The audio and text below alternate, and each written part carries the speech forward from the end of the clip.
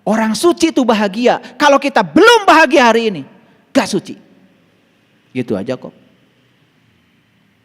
Dan kita urut, kenapa saya tidak bahagia? Oh ternyata karena saya masih rakus dan tamak terhadap apa yang saya ingin. Tidak pernah selesai, tidak pernah puas.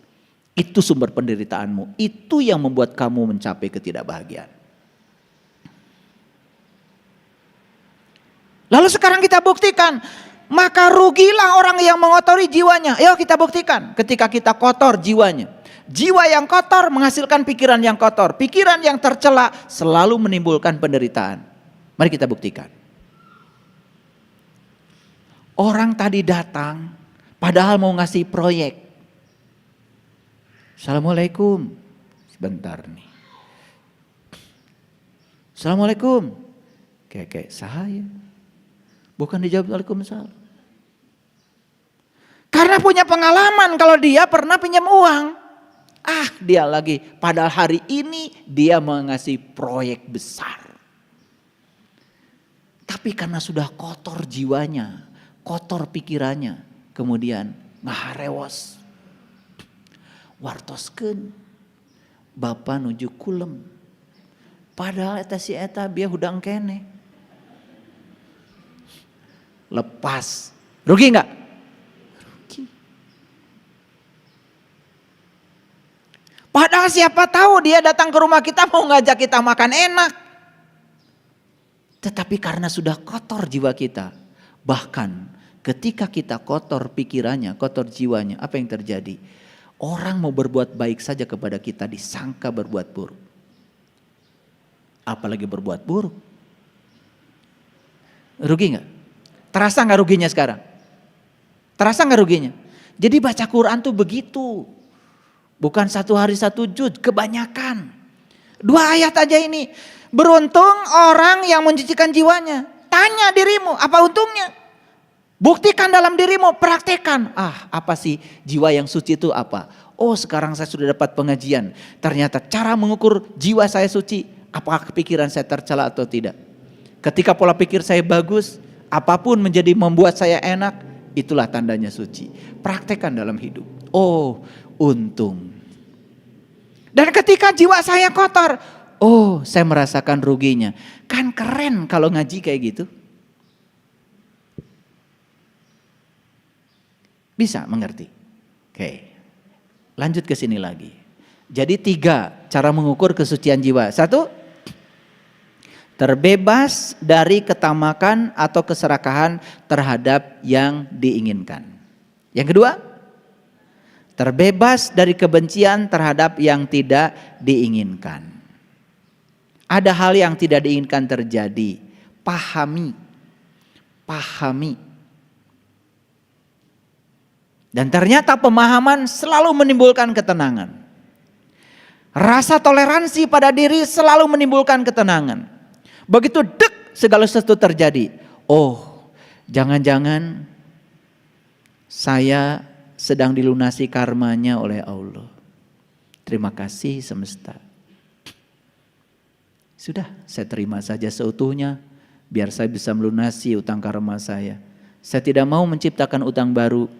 Saya juga tidak mau gagal melunasi utang lama. Selesai.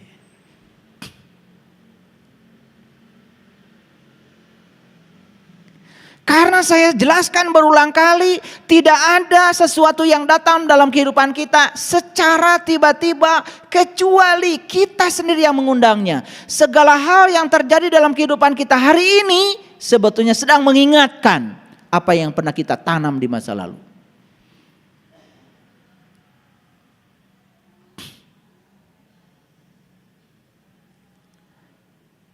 Yang ketiga, untuk mengukur apakah jiwa kita suci atau tidak, perhatikan saya. Apakah kita sudah terbebas dari kegelapan batin? Yuk, perhatikan saya. Gimana indikator kegelapan batin? 2. Orang yang gelap batinnya selalu 2. 1 salah persepsi, 2 salah proyeksi. Dia masuk ke ruang gelap, kemudian dia pikir di situ ada ular, Karena gelap, tidak kelihatan, tidak jelas, dia lari terpontang-panting sampai dia jatuh, sampai patah kakinya. Pertanyaan saya, siapa yang membuat dia itu jatuh dan patah kakinya? Apakah ular yang ada di gudang yang gelap tadi, atau rasa takut dia terhadap ular yang menyebabkan dia jatuh? Yang mana? Rasa takut terhadap ular, siapa penciptanya? Kenapa dia takut pada ular padahal ularnya juga belum tentu ada? Karena ruangnya gelap. Paham? Sudah patah kakinya, dia datang lagi. Rek nenggel orai. Bawa panunggul yang besar. Jetrek, lampu dinyalakan. Dia baru sadar. Oh, ternyata tambang. Jadi semua orang yang dalam kehidupan ini gampang menilai, gampang menghukum, gampang berpersepsi, gampang berproyeksi. Padahal dia sendiri tidak belajar. Orang belajar agama dalam, dinilai sama dia karena berbeda. Wah, itu enggak bagus. Wah, itu menyimpang. Itulah kegelapan batin.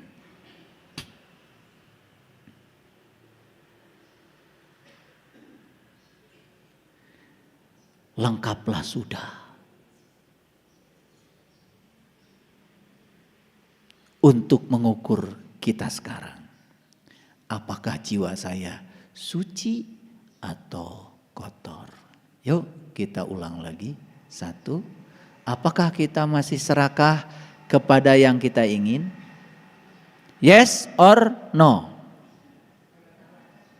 Kadang-kadang. Berarti masih kotor. Kadang-kadang tuh kotor. Apakah saat ini saya sudah terbebas terhadap kebencian pada yang tidak diinginkan? Apapun yang terjadi sudah tidak mengganggu saya. Yes or no? Kadang-kadang. Yang ketiga. Apakah saya masih berpersepsi salah? Apakah saya masih melakukan proyeksi dan interpretasi yang salah terhadap segala peristiwa?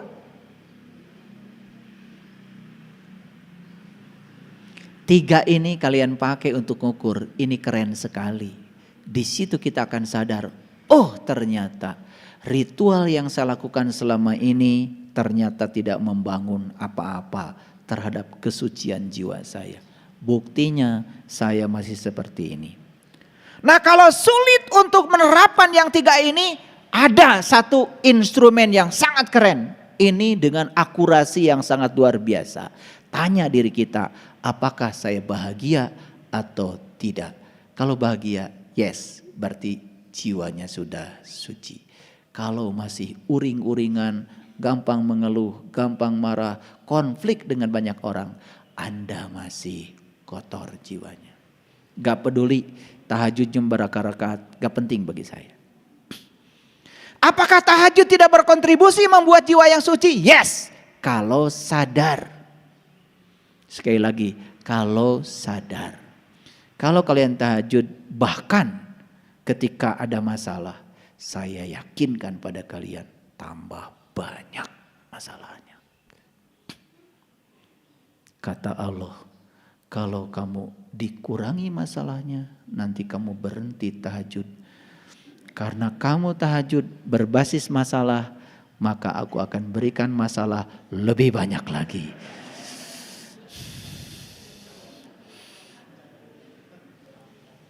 Ini yang kata Rasul, innamal amalu binniyat. Amal tergantung pada niat. Hati-hati.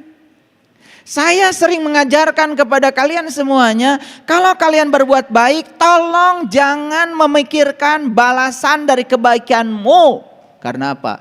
Kalau kalian memikirkan balasan dari kebaikanmu, maka kau akan mendapatkan sesuatu sesuai yang kamu pikirkan saja. Lalu Allah yang maha tak terbatas dibatasi oleh batasan-batasan pikiranmu. Makanya saya kasih tahu, kalau mau melakukan kebaikan, lakukan saja. bahwa semesta nanti ngasih hadiah, alhamdulillah. Gitu. Saya kerja sudah 31 tahun. Saya baru saja kemarin dapat Satya Lencana dari Presiden atas pengabdian saya 30 tahun jadi dosen. Alhamdulillah, selama 30 tahun saya tidak menerima gaji.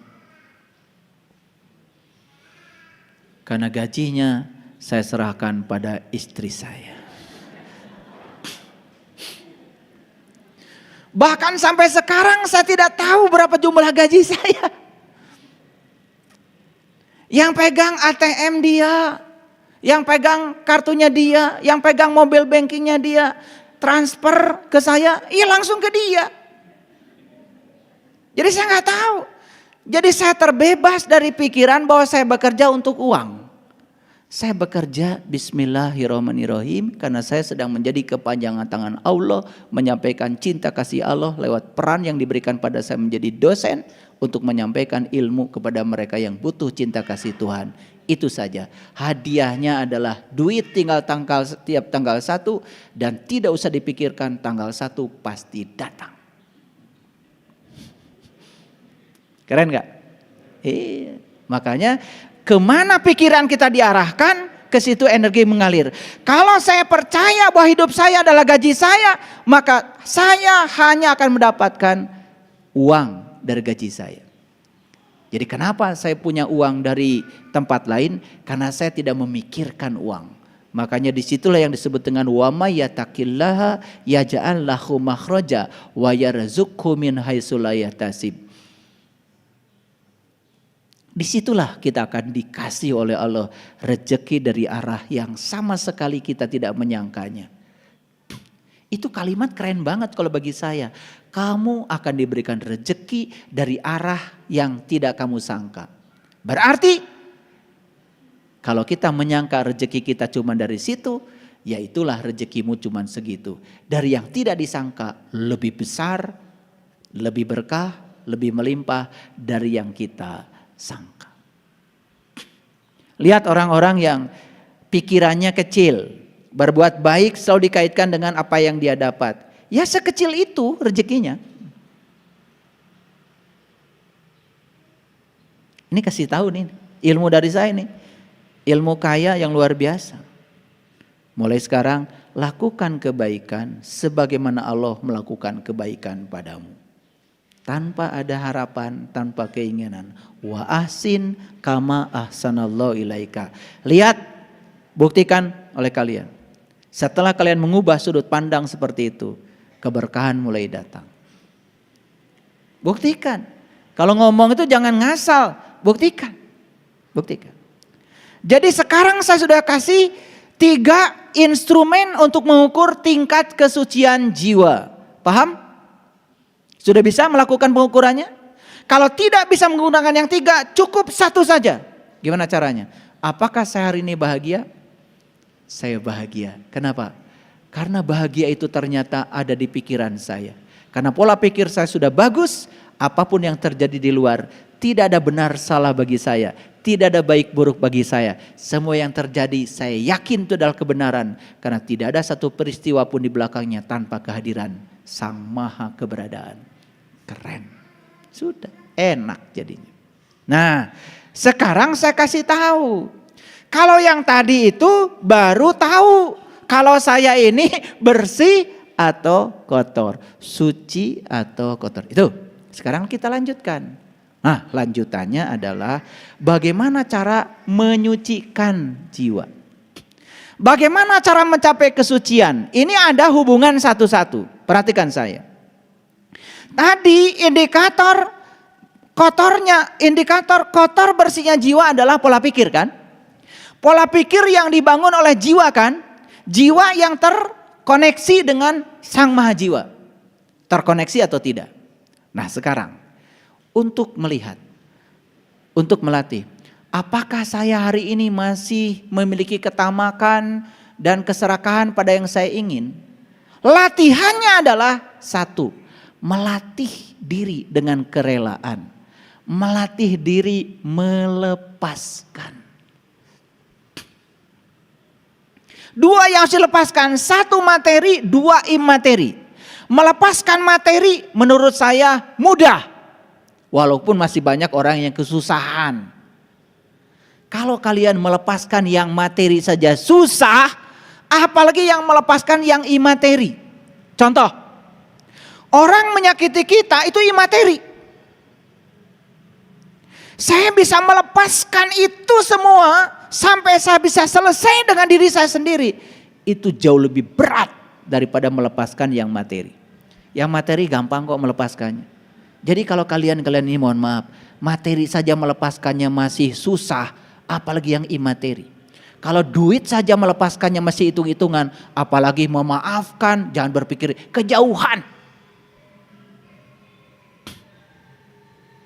Itu sebabnya mengembangkan diri untuk melatih diri agar memiliki kerelaan dalam melepaskan yang bersifat materi dan imateri. Kuncinya 3. 1 pemahaman, 2 pemaafan, yang ketiga toleransi. Ini 1 pemahaman, 2 pemaafan, 3 toleransi. Seperti contoh saya tadi, ada orang berutang kepada kita, dia tidak bisa membayarnya. Sudah, bangun pemahaman, bangun pemaafan, bangun toleransi pada diri. Kalau ini yang 3 dibangun, apa yang terjadi? Insya Allah kita akan mudah sekali mencapai kerelaan. Kita mudah sekali mencapai yang namanya melepaskan. Contoh, kita sulit sekali melepaskan materi. Pahami oleh kita, materi itu apa? Misalnya uang. Yuk kasih pemahaman. Saya banyak uang buat apa? Ayo tanya pada diri kita.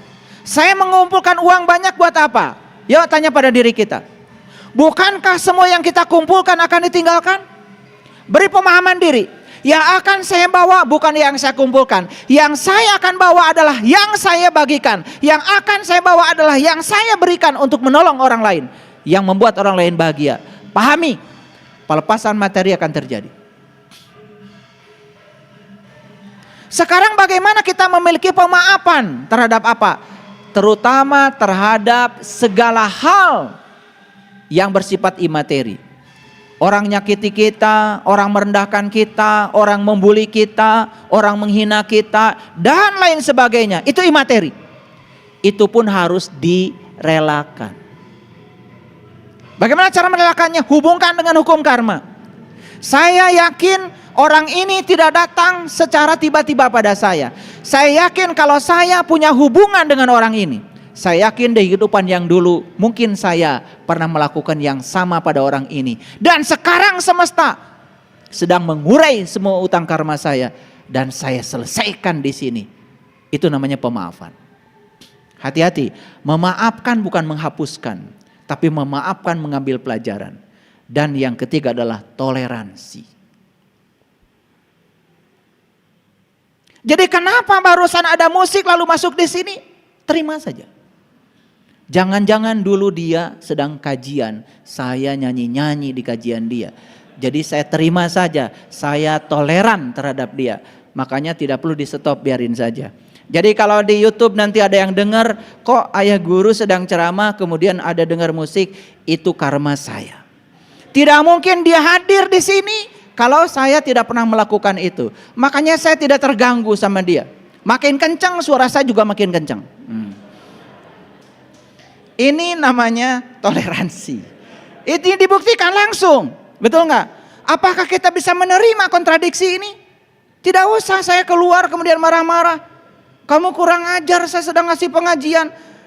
Lalu mereka akan bingung pada saya. Ini yang ngaji kami atau Bapak? Yang sadar kami atau Bapak? Masa kita yang sedang ngaji katanya tingkat kesadarannya tinggi harus marah sama mereka? Biarkan saja, mereka juga cari nafkah kok. Tolong yang keluar kasih uang. Kasih uang. Jangan merasa terganggu dengan yang begini. Justru itu peringatan bagi kita. Jadi tidak ada sebetulnya yang mengganggu kita. Semua masalah akan menjadi masalah karena Anda masalahkan. Apa masalahnya?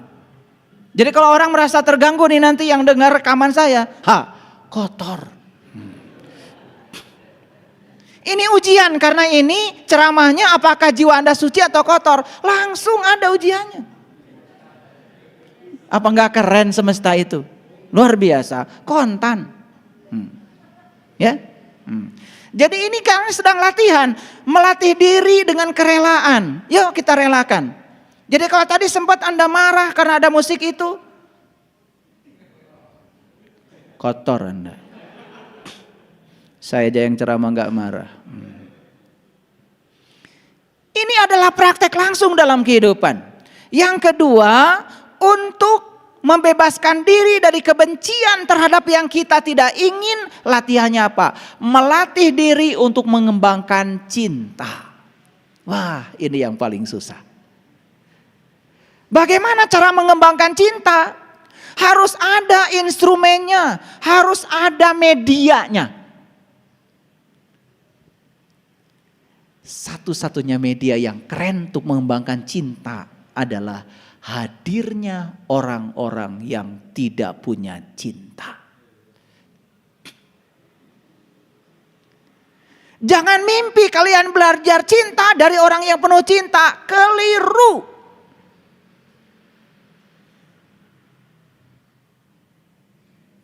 Jadi sekarang tanya pada dirimu, kenapa saya kok dipersatukan dengan orang-orang yang semacam ini? Keras kepala, kalau ngomong menyakitkan, kalau ngomong selalu menusuk-nusuk, merendahkan, menghina, bla bla bla dan lain sebagainya. Sekarang kau lihat, itu sarana semesta untuk mengembangkan cintamu. Kau lari dari mereka, gagal kalian mengembangkan cinta. Apa yang kalian lakukan selama ini? Hanya berteman dengan orang-orang yang baik padamu. Hanya berteman dengan orang-orang yang simpati padamu. Hanya berteman dengan orang-orang yang menyanjung-nyanjungmu. Itu gagal belajar mengembangkan cinta. Keren gak kehadiran mereka itu? Keren apa tidak? Sejak kapan bilang kalian keren? Sejak sekarang. Kemarin-kemarin boro-boro keren. Bawaannya manyun aja.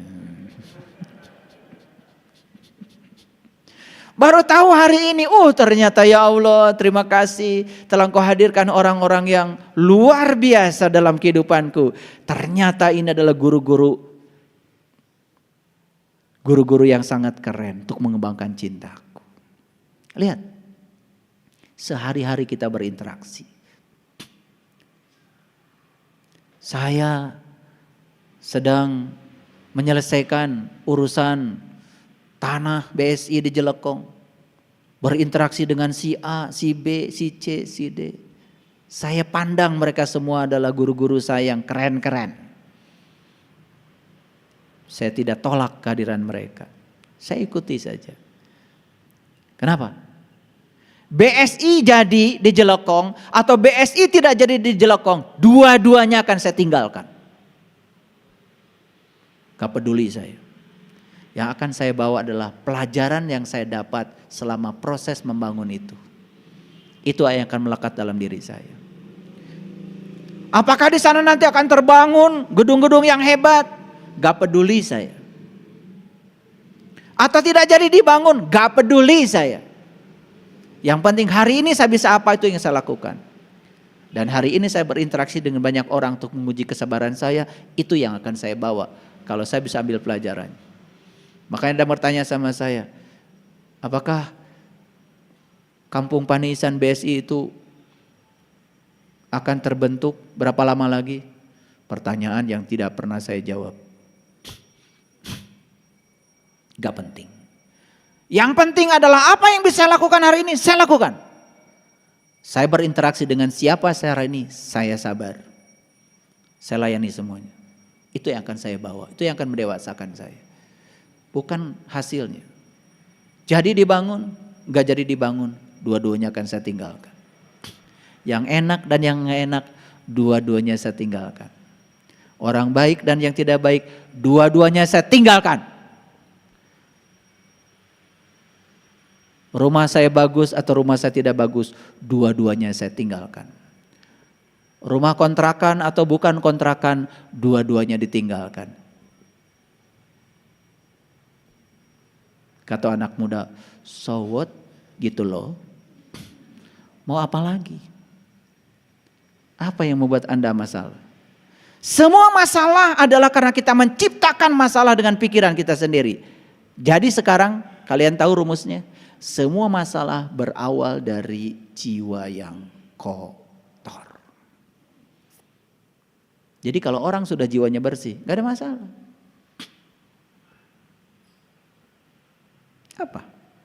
Apa masalahnya?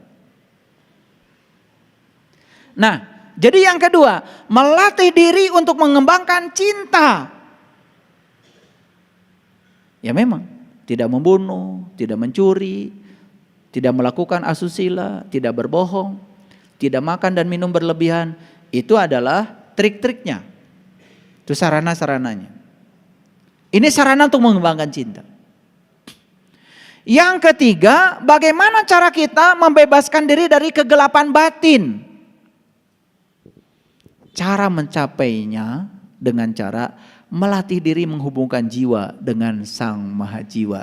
Disitulah pentingnya kita meniti ke dalam diri. Disitulah kita pentingnya mengakses Sang Matahari Rohani. Agar jiwa kita yang gelap, batin kita yang gelap menjadi terang benderang. Saya yakinkan para sahabat, siapapun yang tekun untuk meniti ke dalam diri, untuk mengakses nur ala nur dalam diri, maka saya pastikan tidak akan mengalami kegelapan batin. Makanya di Quran surat Al-Fajr nih, Fajar, berarti Fajar itu apa? Fajar. Ya ayyatuhan nafsul mutmainnah irji'i ila rabbiki radiyatan mardiyah fadkhuli fi ibadi wadkhuli jannati. Wahai jiwa yang tenang. Siapa jiwa yang tenang? Jiwa yang sudah selesai. Jiwa yang sudah suci, yang sudah selesai dengan dirinya sendiri, yang sudah tidak ada konflik. Bagaimana saya bisa melihat jiwa itu tenang? Lihat, pikirannya sudah selesai enggak dengan dirinya. Kalau pikirannya masih berkonflik, makanya konflik yang terjadi antara Anda dengan orang lain, itu berasal dari mulut Anda. Dan konflik yang terjadi dengan orang lain, itu berasal dari pikiran Anda. Karena mulut tidak bisa berdaya tanpa ada pikiran. Dan sekarang konflik bisa terjadi karena jari-jari Anda. Betul? Iya. Gak ngomong, tapi bikin WA. Ini jari-jari ini digerakkan siapa? Oleh pikiranmu. Dan jari-jari ini sekedar menampung saja apa yang mengalir dari pikiran kita. Ketika pikiran kita tercela, akan mengalir kata-kata yang tercela. Dan itu menimbulkan huru hara. Betul? Iya.